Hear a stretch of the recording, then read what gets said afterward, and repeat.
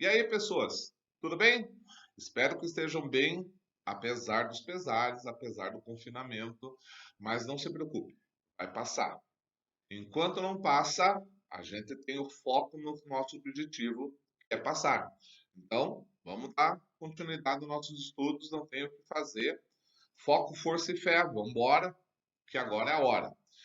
Para vocês se lembrarem onde nós paramos, nós tínhamos acabado a apostila 1.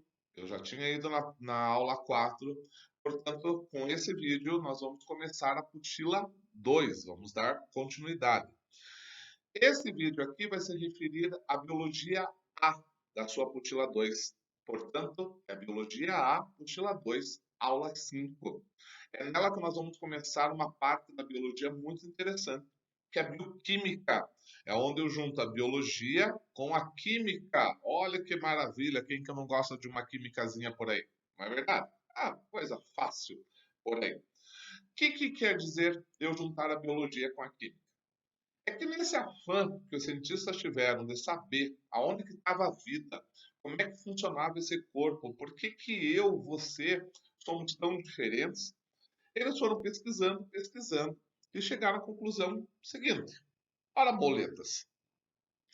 Na verdade, a gente não sabe onde está a vida nesse organismo, mas a gente sabe que esse organismo, se eu for olhar, ele é composto basicamente por átomos e moléculas. Se eu chegar bem lá no fundo dessa origem. Por isso que na sua apostila está escrito biologia molecular. E eu falo bioquímica, que é para unir tudo. Nessa biologia molecular, os cientistas descobriram que pelo menos 4 elementos fazem parte de todo e qualquer ser vivo, tá? Quais são? O carbono, o hidrogênio, o oxigênio e o nitrogênio. Se você colocar em alguns livros, eles ainda vão colocar o enxofre e o fósforo, mas são menores quantidades. Eu não gosto muito de trabalhar com eles. Eu gosto de trabalhar com os que estão em maior quantidade no ser vivo, que, repito, é o carbono, o hidrogênio, o oxigênio e o nitrogênio. E é bom você colocar nessa ordem. Esse é o famoso Shon, né, que todo mundo fala por aí. Por que que eu quero nessa ordem? Porque eu começo de maior quantidade para de menor quantidade, que é o caso do carbono. Então, o carbono, com a sua capacidade espetacular de fazer cadeias, vai fazer um número estrondoso de moléculas no nosso corpo, né? Aí, dos seres vivos. Veja, como nós temos a formação de várias moléculas, é necessário classificar. E é bem por essa parte que nós vamos começar a bioquímica. Acompanha comigo no slide. Olha ali.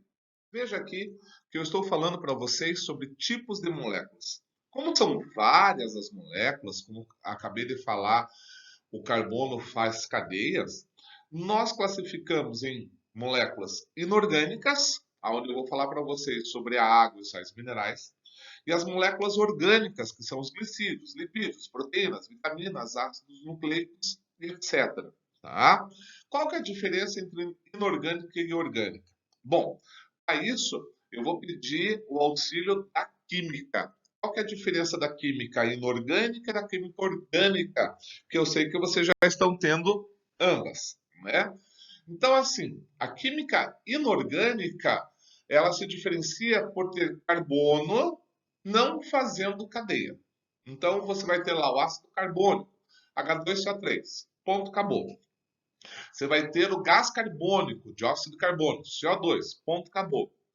Já nas moléculas orgânicas, você vai ter o carbono fazendo cadeias, né? Então, por exemplo, lá, vou citar ainda hoje nessa aula, a glicose. A glicose, ela é formada por 6 carbonos fazendo cadeia, nós vamos ver a molécula daqui a pouco, e nós vamos ter esses 6 carbonos ligados ainda a 12 hidrogênios mais 6 oxigênios. Então, quando o carbono começa a fazer cadeias, ou seja, eles se ligam uns aos outros, eu vou ter as moléculas orgânicas e essas vão me formar as substâncias orgânicas do meu ser, né? Nós vamos falar sobre cada uma delas. Então, hoje eu vou falar sobre água, sais minerais, glicídios e lipídios, e numa próxima aula, proteínas, vitaminas, ácidos nucleicos e assim por diante. Beleza? Olha aqui na próxima lâmina. Vamos começar com a primeira substância inorgânica, que é a água. Bastante importante. Atenção, vou dar aqui uma informação muito valiosa que poucas pessoas sabem. A fórmula da água, H2O. Professor, essa daí é fácil. Certo. Mas guarde duas coisas. Uma delas eu coloquei ali num retângulo amarelado, que a água é solvente universal. Por que a gente chama ela de solvente universal? Porque ela dissolve uma grande quantidade de substâncias, tá? Não me fale por aí que ela dissolve todas as substâncias, porque não é bem assim. Ela dissolve uma grande quantidade de substâncias, principalmente substâncias polares. Vocês vão ver lá na química que a molécula da água ela tem uma estrutura espacial em forma de V, né? Ela é angular, 104 graus, e isso dá para ela umas propriedades muito específicas, né? Então, isso é muito importante. E essa estrutura em V, essa estrutura angular, faz dela uma substância polar. E ela consegue dissolver uma grande quantidade de substâncias. Substâncias apolares, não muito fácil. Mas o que isso quer dizer? Gente, coloquei em amarelo para vocês não esquecerem, colocar isso na sua cabeça. Ela é solvente universal. Por que nós vamos dissolver as substâncias? Ora, nós dissolvemos as substâncias para facilitar uma reação química. Então veja, grave isso. Por favor, não esqueça, né? Aonde no organismo tiver uma maior quantidade de reações químicas, nela deve ter uma maior quantidade de água. Quanto maior a quantidade de água, maior são as reações químicas desse organismo. Não esqueça que reação química no organismo vivo nós chamamos de metabolismo. Então a água ela tem uma influência direta com o metabolismo, tá? E você sabe muito bem que de uma maneira global, vamos falar do nosso corpo, 60, 70% do nosso corpo é água. Então você imagine quantas reações químicas não acontecem, né, no nosso metabolismo. É lógico, né, senhores? Essa taxa, ela varia como eu coloquei aqui. Ela varia conforme a idade, né? Então, se a gente pergunta assim, quem tem mais água? Uma criança ou um idoso?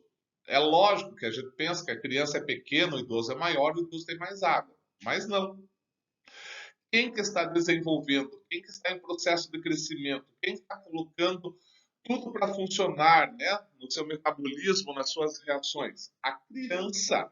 O idoso já está quase no final da sua vida, então o metabolismo abaixa. Você pode notar que o idoso sente mais frio do que uma pessoa mais nova.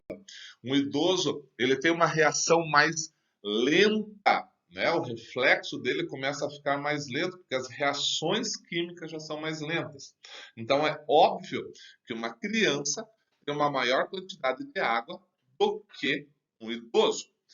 As espécies também variam a sua taxa de água. Quanto mais evoluída é a espécie, mais complexa ela é, menor a quantidade de água. Quanto mais primitiva for essa espécie, maior é a quantidade de água. Vamos pegar os dois extremos interessantes? Vamos falar de um quinidário, que você já deve estar vendo lá em zoologia, uma água-viva. A quantidade de água que ela tem é muito maior em porcentagem do que a quantidade de água que um humano possui, tá? Então, você veja lá que uma água-viva ela chega a 90% até mais de quantidade de água. E também o tipo de tecido varia a quantidade de água. Que tecido, professor? De algodão? Não, estou falando de organismos, criança. Então vamos falar assim, não vamos falar em tecido, vamos falar em órgãos. Ora, vamos pegar o fígado. O fígado é praticamente o laboratório do nosso corpo. É ele que vai neutralizar a maior parte das substâncias que entram no nosso corpo, inclusive venenos. Se você já viu um fígado, ele é extremamente gelatinoso, porque a quantidade de água ali é imensa. em detrimento, diferente, de um coração, por exemplo, que é mais musculoso, apesar de ter uma função de bombear, mas não tem tantas reações químicas quanto o fígado. E nem se fala, então, do osso, tá certo? Então você vai ter a água sempre ligada às reações químicas. Não esquece disso, por favor, tá certo?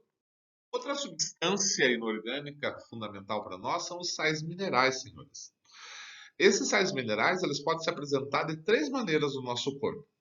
Eles podem se apresentar na forma iônica, e quando eles estão nessa forma, eles vão auxiliar muito em reações químicas.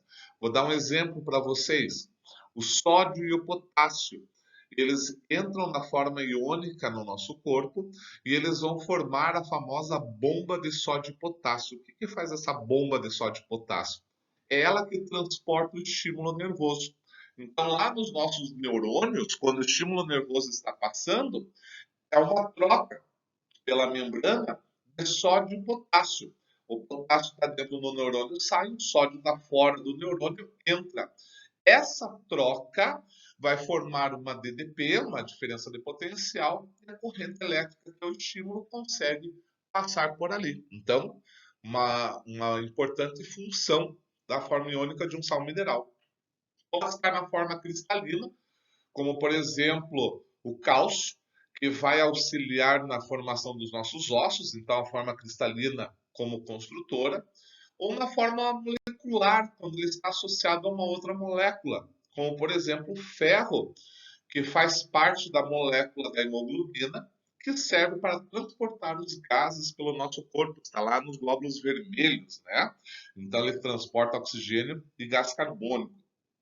Os sais minerais, senhores, eles, conforme a sua quantidade, eles podem ser divididos em macrominerais, também conhecidos como macroelementos, quando eu preciso ingerir quantidades grandes, né, quantidades superiores a 100 miligramas por dia. Por mais que a gente fale em grandes quantidades, não é um pacote. Olha ali o que eu coloquei.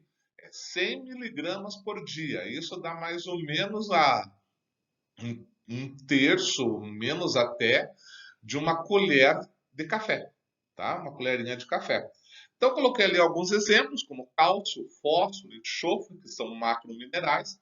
Podia citar também o sódio, né? O potássio, que vão auxiliar no nosso estímulo. Dois atores de sais minerais muito importantes.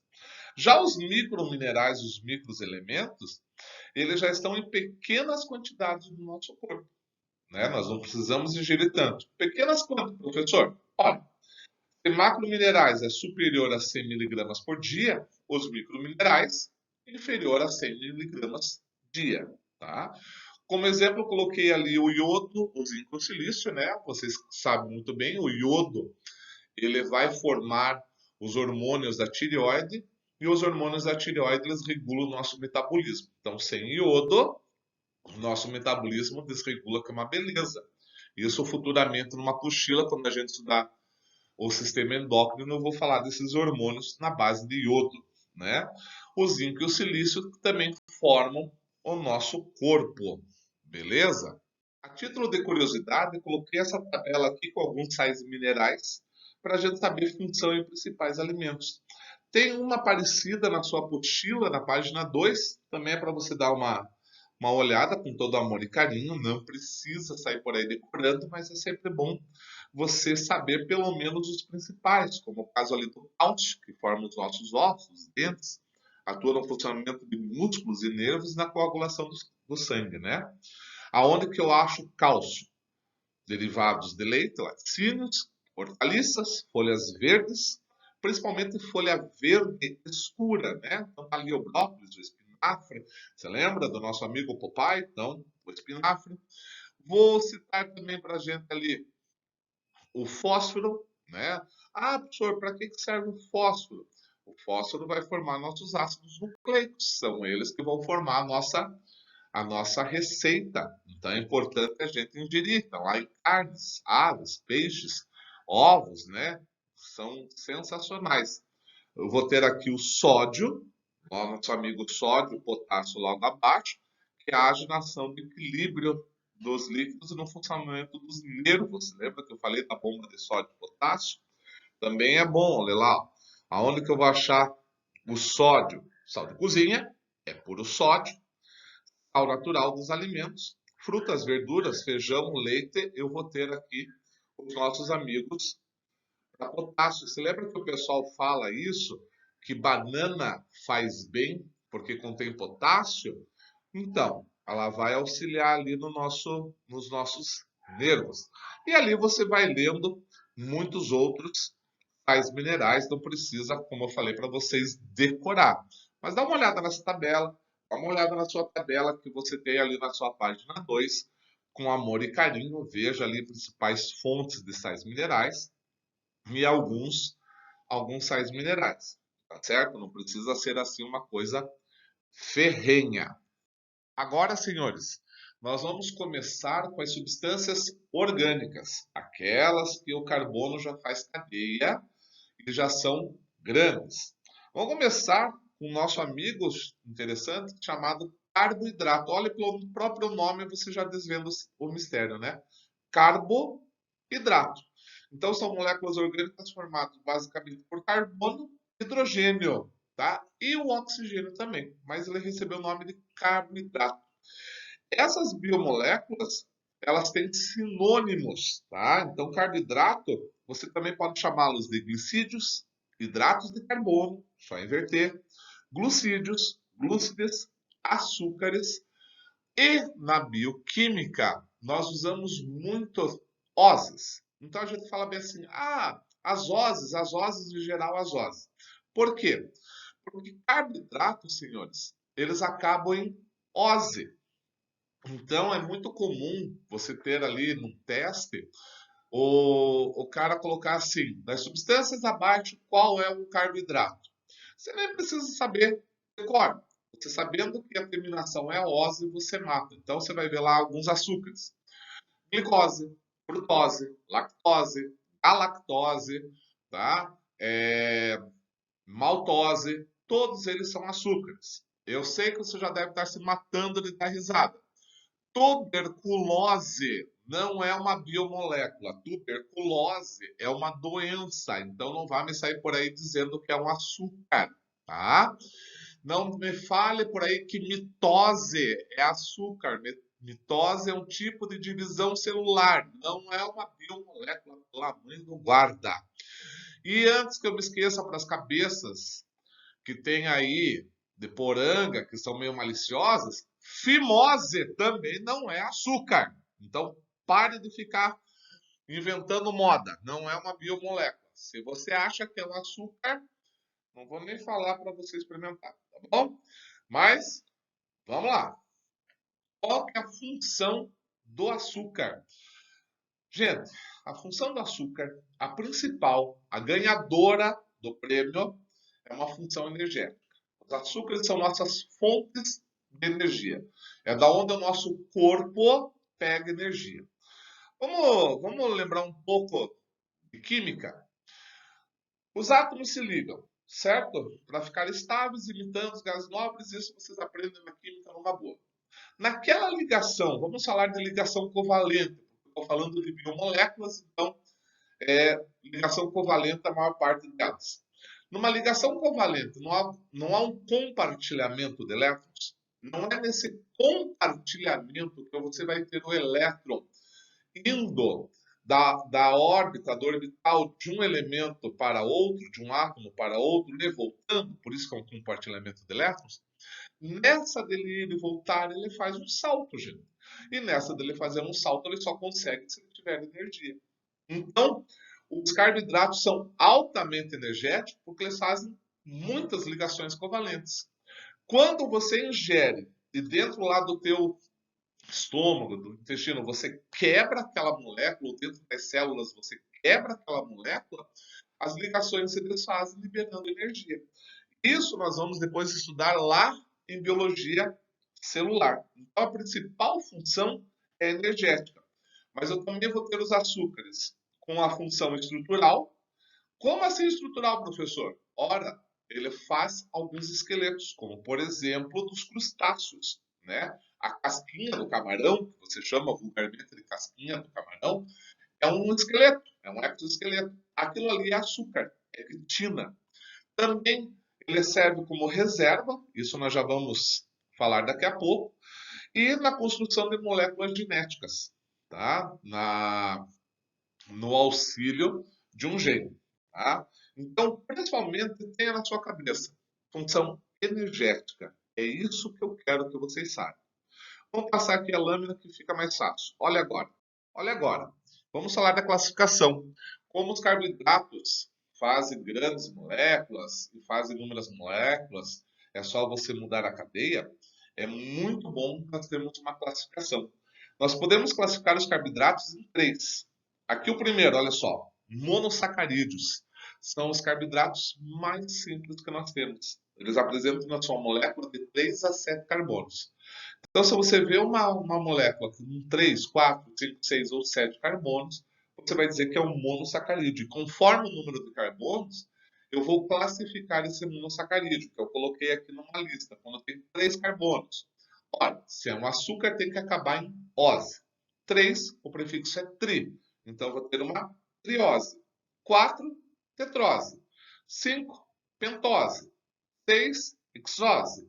E 7, heptose, tá? Você tem que saber esses nomes, mas não necessariamente os açúcares. O que eu quero que você decore mesmo, como exemplo, são apenas 3 açúcares. 2 são pentoses e um é uma hexose. Veja aqui comigo. Tá aqui, ó. Os monossacarídeos que eu quero que você saiba muito bem é a nossa amiga glicose. Estou apresentando aqui a molécula. Então vocês tomem uma olhada ali, uma molécula linear que a gente fala. Veja a grande quantidade de ligações covalentes que ele tem, o que compete a ela uma grande quantidade energética para nós. A glicose é um dos principais açúcares que a nossa célula usa. Tá? Ela é tão importante que ela é chamada de açúcar do sangue, tá? Para o pessoal da medicina. Então, olha ali como é que é a nossa amiga glicose. Embaixo, se você está anotando o nome, eu coloquei também a fórmula molecular, C6H12O6.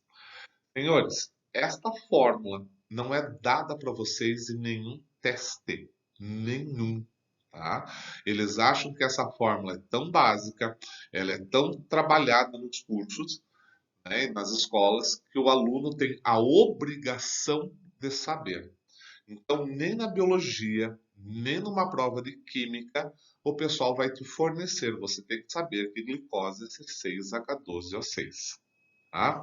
Outras duas moléculas importantes vão aparecer aqui.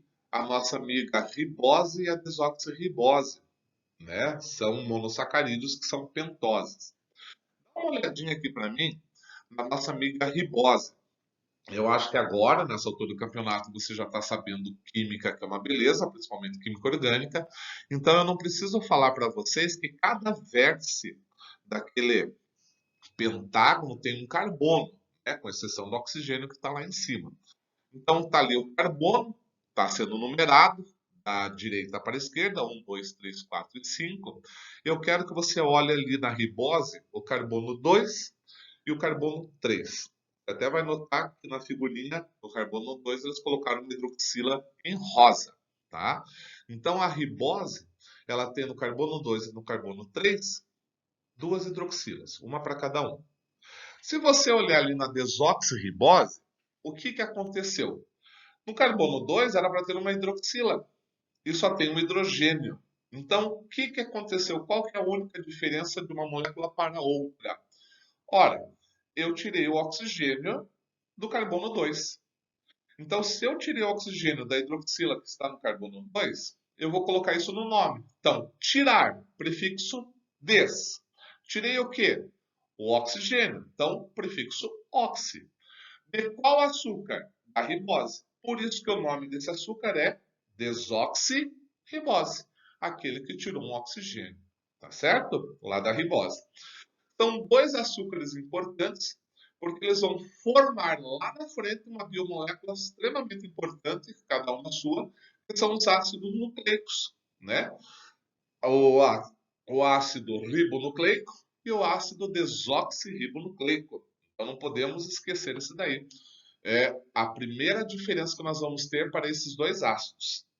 A ribose para o ribonucleico e a desoxirribose para o ácido desoxirribonucleico. Ok? E agora, os dois últimos da classificação dos carboidratos, que são os nossos amigos oligosacarídeos. Lembram que o prefixo oligo significa pobre? Então, o oligosacarídeo é um açúcar pobre. O que é um oligosacarídeo? Ele é formado pela união de 2 a 10 monossacarídeos. Então, até 10 monossacarídeos, eu vou ter ali um oligosacarídeo.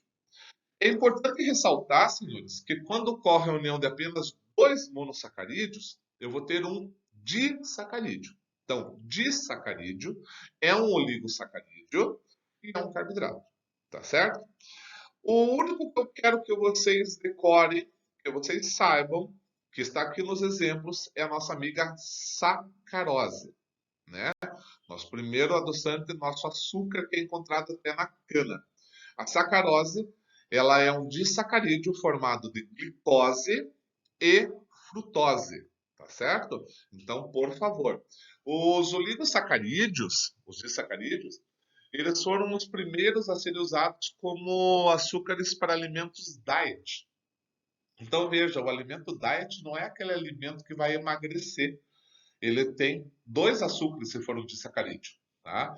Os alimentos que emagrecem são os lights, que têm um baixo teor de açúcar. Os diets foram criados para as pessoas que sofrem de diabetes, tá certo? Que não podem absorver o açúcar já ali no fundo da boca, tá? Nós já vamos falar sobre isso. Então não se esqueça da sacarose como um disacarídeo formado de glicose e frutose. E o último carboidrato que nós temos são os polissacarídeos. Ora, se o liposacarídeo é formado até 10 monossacarídeos, os polissacarídeos é de 10 ou mais. Eles são é, moléculas enormes, são polímeros. Tá? Como exemplo, eu vou ter o amido, o glicogênio e a celulose. Senhores, por favor, não esqueçam. A celulose é o açúcar que é encontrado na parede celular de células vegetais. O amido é o açúcar de reserva vegetal e o glicogênio é o açúcar de reserva animal. Tá? Ele se acumula no fígado e nos nossos músculos. Então, o açúcar de reserva animal é o glicogênio. Beleza? Professor, eu não entendi muito bem essa história de açúcar de reserva. Então, veja você. Quando você come açúcar e ele está na maioria dos alimentos, né? Você diz assim, ai, eu parei de comer açúcar. Só se você começou a tomar água e comer gelo, porque o resto tem, né? Se você comer, por exemplo, uma bolacha, tem açúcar. Se você comer macarrão, comer uma alface, tem açúcar, tem carboidrato, né? Às vezes você vai ver lá no produto que você vai comprar, tá escrito assim, zero açúcar.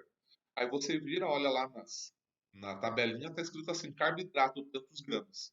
É açúcar, né? Não é o açúcar refinado. Mas enfim, digamos que você pegue e vá numa festa lá e se empanturre de salgadinho, de doce, então você teve um aporte grande de açúcar. O que vai acontecer? Como o açúcar é energético e é muito importante para nós, ele já é absorvido no fundo da nossa boca. Então ele começa a ser absorvido, o restante vai ser absorvido via intestinal, cai na nossa corrente sanguínea e começa a ser mandado para as células. Então, o sangue chega para a célula e começa, olha, açúcar, açúcar, açúcar, açúcar, óleo, açúcar, açúcar, açúcar, óleo, açúcar, vai dando açúcar. Chega uma hora que as células já estão no seu limite, elas olham para a cara do sangue e dizem, não quero mais. O sangue, mas eu tenho açúcar, mas eu não quero, mas eu tenho açúcar, mas eu não quero, mas eu tenho açúcar, cala a boca, não quero. Aí o que vai acontecer? O sangue diz, eu não posso ficar com esse açúcar aqui. O que ele tem? Ele tem duas opções. Ou ele passa pelo rim e filtra, e você acaba eliminando na urina, o que não é bom. É a mesma coisa que você encher o tanque do seu carro de combustível, rodar, chegar em casa, ver que o tanque está cheio, furar o tanque e jogar fora o combustível. Isso daí não tem cabimento. Então, o que o sangue faz? ele passa, né? E daí, vamos falar de nós, no pâncreas, uma glândula que nós temos entre o tórax e o abdômen, produz um hormônio chamado insulina. Essa insulina pega esse excesso de açúcar e manda para o fígado. No fígado há uma transformação que eu pego e faço um rosário de glicose, que se chama glicogênio. Esse é o nosso açúcar de reserva. Porém, é uma reserva imediata.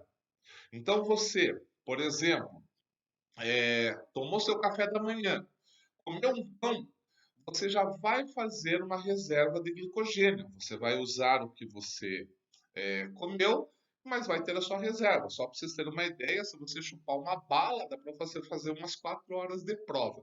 Então não precisa levar um piquenique na hora de fazer uma prova. Tá? É só levar um pouquinho de açúcar. Vai usando, essa taxa vai abaixando, até que chega uma hora que as células pedem mais, isso te dá fome. Então, é essa reserva. É uma reserva para que eu use imediatamente. Entendeu agora? Vamos agora continuar. Presta atenção e olha agora o que nós vamos falar.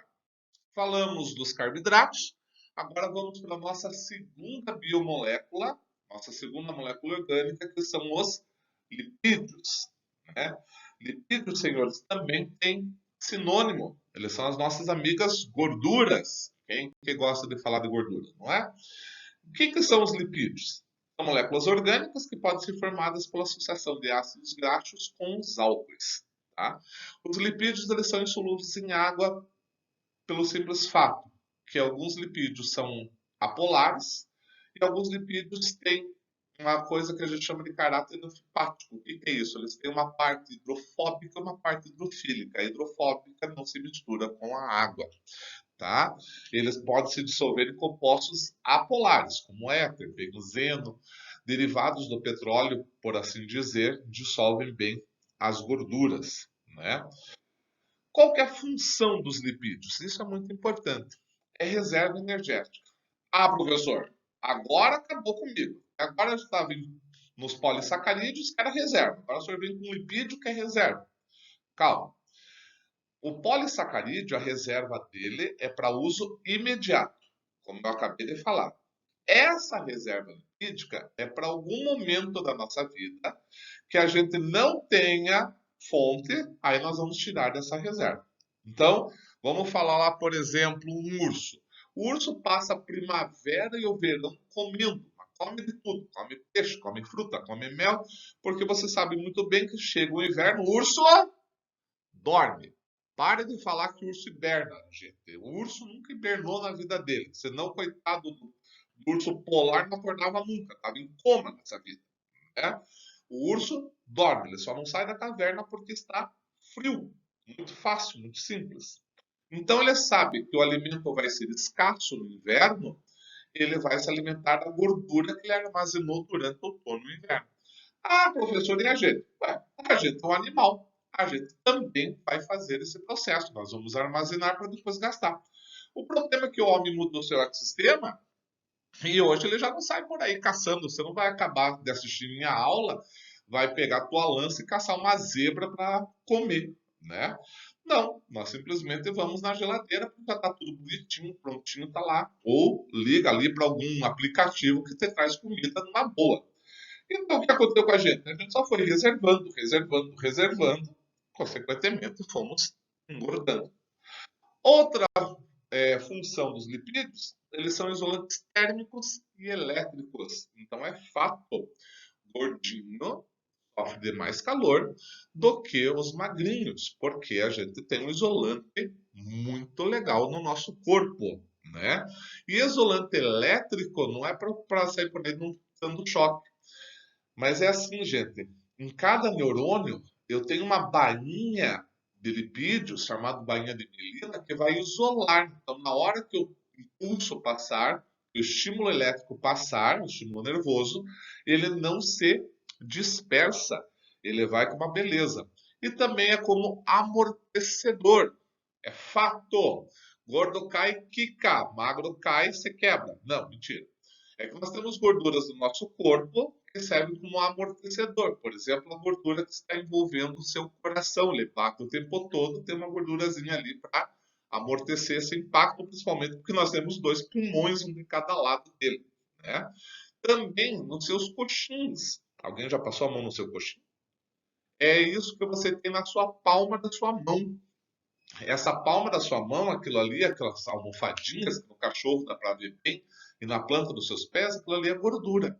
E não é uma gordura para ser reserva, uma gordura para aguentar impactos. A gente anda, a gente bate com a mão. Então, ele também é um amortecedor, certo?